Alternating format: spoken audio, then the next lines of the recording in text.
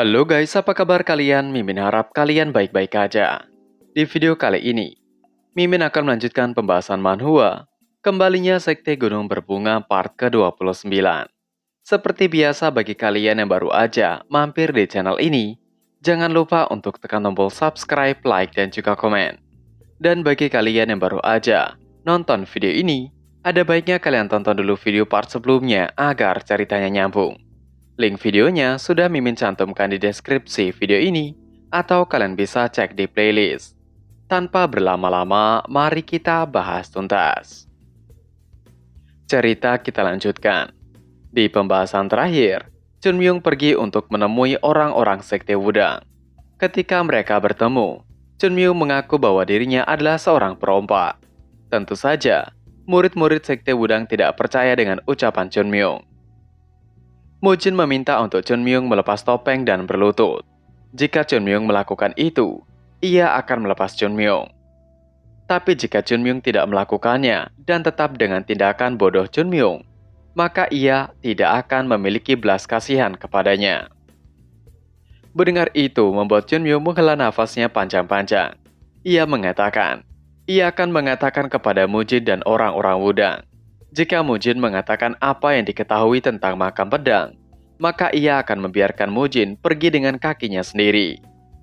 Dengan tatapan tajam, Chunmyung menambahkan, ia bisa memberikan jaminan. Ia akan memiliki belas kasihan. Mujin terdiam mendengar kata-kata Chunmyung.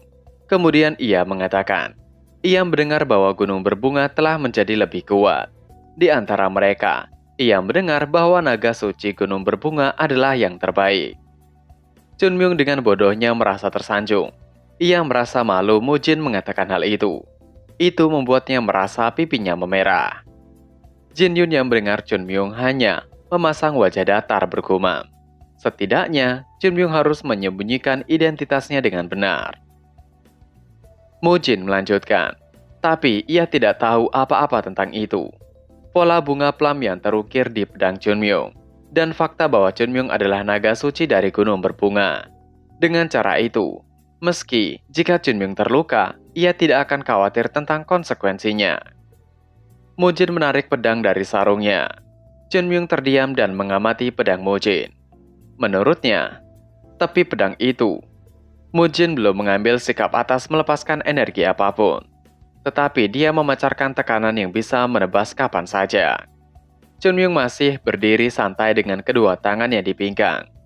Ketika Mujin telah bersiap dengan dirinya, Chunmyung meneruskan pemikirannya ketika menatap Mujin, yang mana pada akhirnya, murid-murid Wudang ada pada tingkatan yang besar, tapi Mujin secara khusus menarik perhatian. Jika itu benar, Mujin adalah orang yang memiliki tingkat tertinggi dari yang pernah Chunmyung hadapi sejak ia bereinkarnasi. Mujin adalah sebuah pedang sejati.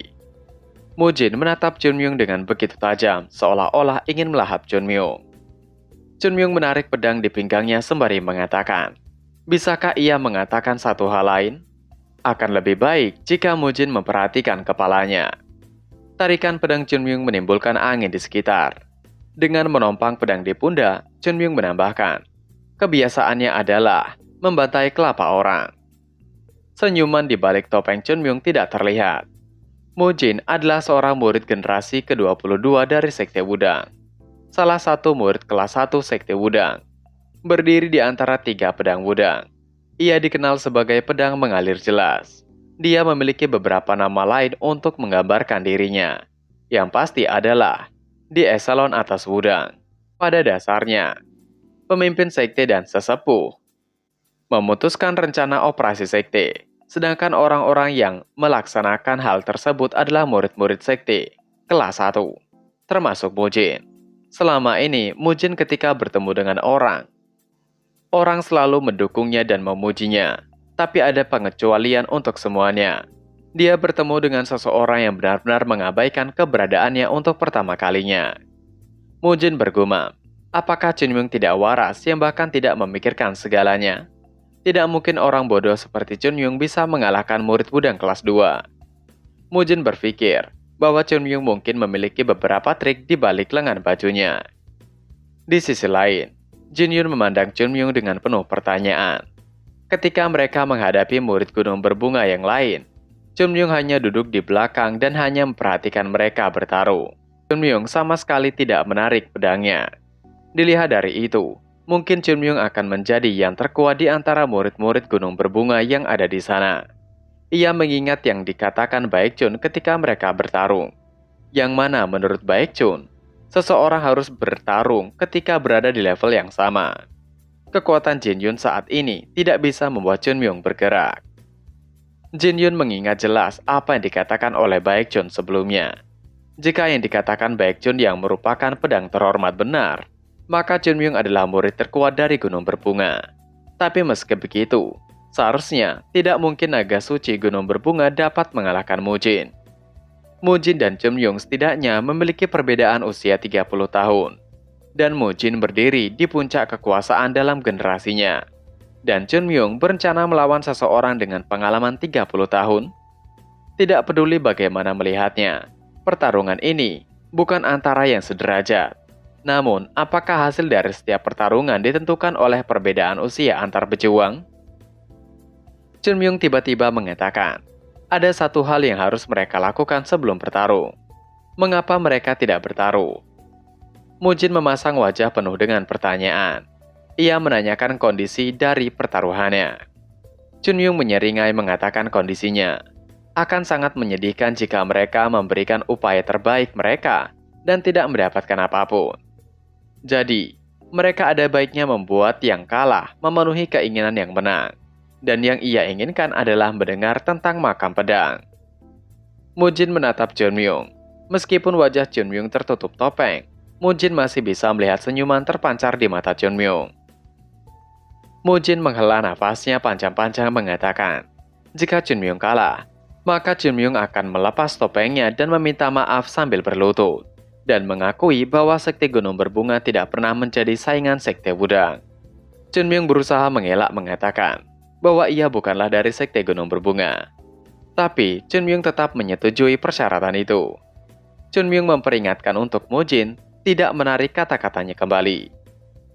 Mendengar provokasi Chunmyung, membuat wajah Mujin berkerut. Chunmyung menggerakkan jarinya tanda mengajaknya untuk segera mulai berduel. Chunmyung memberikan kesempatan untuk Mujin menyerang duluan. Sikap Chunmyung adalah sikap yang jelas tidak menghargai lawan. Mujin menanyakan, apakah Chunmyung mengatakan ia bisa menyerang duluan? Chunmyung menimpali, apakah Mujin hanya akan menatap dalam diam saja? Alis Mujin berkerut. Ia tidak tahu. Chunmyung mengklaim bahwa dia bukanlah salah satu dari murid Gunung Berbunga. Tapi terlihat dengan jelas bahwa Chunmyung adalah naga suci Gunung Berbunga. Tapi sekarang Chunmyung menantang untuk Mujin memberikan serangan pertama. Seseorang yang memiliki perbedaan 2 generasi. Mujin tentu kesal dengan hal itu. Menganggap kesombongan Chunmyung seharusnya ada batasnya. Mujin akan mengatakan lebih banyak hal, namun dihentikan oleh Chunmyung. Yang mana Chunmyung mengatakan, jika Mujin tidak mau menyerang lebih dulu, maka ia akan menyerang terlebih dahulu. Tapi ia meminta untuk Mujin tidak menyesalinya. Chunmyung menebaskan pedangnya. Sesuatu menyapu wajah Mujin saat udara pecah, melewatinya yang membuat wajah Mujin kaku penuh dengan kejutan. Ada goresan di pipi Mujin. Bukan hanya memberikan goresan di pipi Mujin, tapi tebasan angin Chunmyung bahkan mampu memotong pohon yang ada di belakang Mujin. Mujin menoleh untuk memastikan. Tentu saja ia terkejut tidak terukur mengetahui kebenarannya. Chunmyung dengan posisi selesai dengan serangannya mengatakan bahwa ia hanya bercanda. Ia hanya memberikan sapaan sebelum pertarungan sebenarnya. Diakhiri dengan senyuman. Setelah melihat itu, Mujin melepaskan perasaan tidak hormatnya yang dia miliki terhadap Chunmyung sebelumnya. Ia bergumam, jika Chunmyung mengincar kepalanya, maka sudah pasti ia akan tamat. Mujin bingung, apakah dirinya ceroboh? Namun ia merasa tidak seceroboh itu. Pedang Chunmyung beberapa kali lebih cepat dari yang dia kira. Mujin menggigit bibirnya dengan keras. Terjadi kesalahan yang tidak dapat ia pertahankan. Tapi masih ada ruang untuk penebusan. Mujin mengusap cairan merah yang mengalir di pipinya mengatakan, terima kasih atas pertimbangan Chunmyung. Chunmyung dengan santai mengatakan memang seharusnya begitu. Jika Mujin bersyukur, maka lakukan dengan baik daripada melakukannya dalam jumlah sedang. Mujin membenarkannya. Dengan segera, Mujin bergerak. Ia membanting kaki ke tanah saat dia bergegas menuju Chunmyung dengan kecepatan luar biasa. Mata Chunmyung melebar ketika Mujin telah di hadapan Chunmyung dengan sikap serangan penuh mengatakan, ia memikirkan hal yang sama. Chunmyung melompat dan menempel pada dinding tebing dengan bergumam. Ia harus memverifikasinya. Sedangkan, bekas serangan Mujin menyebabkan ledakan di bawah. Mujin tidak berhenti di sana dan bergegas lagi mengejar Chunmyung untuk memberikan serangan lainnya. Tubuh Mujin dibungkus oleh energi. Melihat itu, Chunmyung bergumam. Apa perbedaan antara Jianghu 100 tahun yang lalu dengan Jianghu saat ini?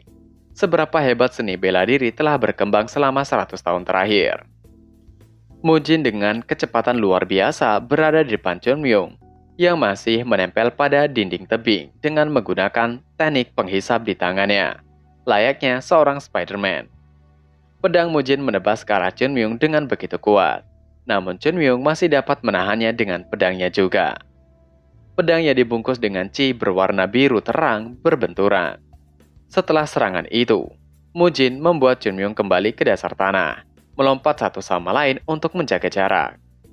Chunmyung mendarat dengan epik dan menghentikan gerakannya dengan teknik penghisap. Itu tidak berlangsung lama, karena Chunmyung dan Mujin bergegas satu sama lain untuk menyerang. Kecepatan mereka sulit untuk diikuti, saling beradu tebasan beberapa kali. Chunmyung bergumam, Sekte Ujung Selatan tidak bisa ia gunakan sebagai tolak ukur yang tepat. Seni bela diri Sekte Ujung Selatan telah ternoda dan memburuk. Terlebih lagi, lawan Chunmyung saat itu hanya murid kelas 2. Tidak cukup kuat baginya. Tapi saat ini, Mujin adalah lawan yang cocok sebagai tolak ukur seberapa kuat Jianghu sekarang. Mujin memposisikan pedangnya dan menghunus ke arah depan. Hunusan itu lebih kuat, seperti angin tajam seolah ingin menghujam. Namun Chunmyung dapat menghindarinya. Chunmyung melompat untuk menjaga jarak. Tapi dengan serangan Mujin tadi, Chunmyung mengetahui bahwa sepertinya Jianghu melemah. Namun ia masih belum mendapatkan jawaban. Apakah lemahnya dikarenakan perang melawan sekte demonik 100 tahun yang lalu?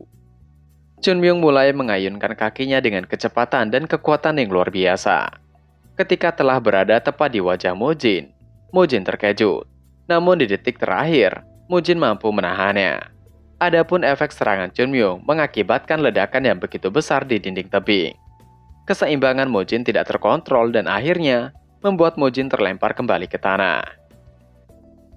Tanah-tanah di tebing ikut runtuh berserakan di samping Mujin yang terjatuh. Jin Yun yang khawatir dengan seniornya berteriak memanggil Mujin. Tapi sepertinya kekhawatiran Jin Yun tidak ada artinya, karena kemudian ia dikejutkan dengan sinar terang dari arah Mujin. Sesuatu yang mirip dengan pedang Chi bergegas ke depan seperti ombak. Chunmyung yang masih menempel di tepi tebing bergumam, pagar wudang yang tak terbatas. Untuk mempertahankan aliran kuat itu, diperlukan energi internal dalam jumlah besar. Oleh karena itu, murid-murid generasi kedua wudang tidak bisa melakukannya dengan tepat. Seni bela diri wudang adalah seni bela diri sejati dengan perkembangan panjang. Metode unik wudang adalah menerima teknik untuk mengalirkannya dengan lancar, dan akhirnya menyerang balik lawan dengan kekuatan yang kuat, yang membuat mereka terkejut. Dalam kata lain, bahkan jika dua orang memiliki seni bela diri yang sama, perbedaannya bisa sangat tergantung pada energi internal mereka. Ketika serangan Mujin akan mencapai Chunmyung, Chunmyung mengatakan, aliran pedang jernih. Mujin layak mendapatkan gelar itu. Chunmyung melepaskan hisapan tangannya di dinding tebing bergumam dalam hati untuk Mujin memperlihatkan semua yang dia miliki. Chunmyung melompat mendekati serangan Mujin. Chunmyung tidak takut sama sekali. Ia menarik pedangnya ke belakang dan terbungkus oleh chi murni dirinya. Ia menebaskan pedangnya dan membelah aliran sungai yang tak terbatas milik Mujin dengan begitu mudah. Tentu saja itu mengejutkan Mujin di bawah. Mujin berteriak terkejut. Mustahil Chunmyung dapat memotongnya. Itu adalah teknik wudang Unsensable Sword Technique. Mata Mujin menyala dengan penuh amarah. Bagaimana tidak, teknik pedang sekte yang ia banggakan dibelah dengan mudah oleh Chunmyung. Ia berteriak sekali lagi. Jika serangan yang tadi tidak berhasil, ia meminta untuk Chunmyung memblokir serangan selanjutnya jika mampu. Mujin menarik pedangnya dan sekali lagi memasukkan Qi di dalamnya. Qi yang dia ambil dari dantiannya berwarna biru cerah yang mengalir dari perut menuju tangan dan kemudian mengalir di bilah pedangnya. Setelah Qi yang dibutuhkan telah terpenuhi, Mujin mendorong pedangnya ke atas dan teknik sungai besar tak berujung muncul. Qi yang dipancarkan pedang mengalir menjadi gulungan Qi tumbuh lebih dalam dan lebih hidup. Qi pedang Wudang adalah pedang alam. Alam itu baik hati, tetapi terkadang lebih ganas dari apapun. Sama seperti manusia yang tidak bisa menghentikan air dari sungai yang mengalir. Bertarung melawan Qi pedang yang mengalir itu akan sia-sia. Hembusan angin dari serangan Mujin dengan teknik sungai besar tak berujung berhembus ke berbagai sisi. Jin Yun yang merupakan murid sekte Wudang tentunya juga terkejut. Teknik itu telah sempurna. Jin Yun masih terkejut. Bagaimana mungkin untuk menghentikan jumlah energi internal yang begitu besar? Menurutnya, tidak peduli seberapa besar bakat dari naga suci gunung berbunga, Chunmyung tidak akan dapat menghalangi sungai besar yang tak berujung itu. Serangan Mujin mulai mendekati Chunmyung dengan begitu besar. Namun Chunmyung hanya bersiap dan mendecikan lidahnya. Serangan Mujin menyapu Chunmyung yang terbang menuju ke arahnya. Mujin sudah percaya diri dengan serangannya akan mengalahkan Chunmyung. Ia bergumam, sempurna. Mujin memiliki keyakinan penuh pada teknik yang baru saja ia lepaskan. Tidak peduli seberapa berbakatnya lawan, lawan pasti tidak akan dapat menangani tekniknya. Teknik pedang yang Mujin gunakan adalah teknik pedang yang paling sempurna dari sektenya. Mujin melanjutkan, jika itu adalah teknik pedang. Namun gumaman Mujin terhenti ketika ia menyadari sesuatu dengan terkejut. Yang mana, Chunmyung di udara sekali lagi berhasil menebas dan membelah teknik milik Mujin dengan begitu mudah. Mujin benar-benar terkejut tidak percaya. Sebuah kemunduran besar menjalar ke pergelangan tangan Mujin.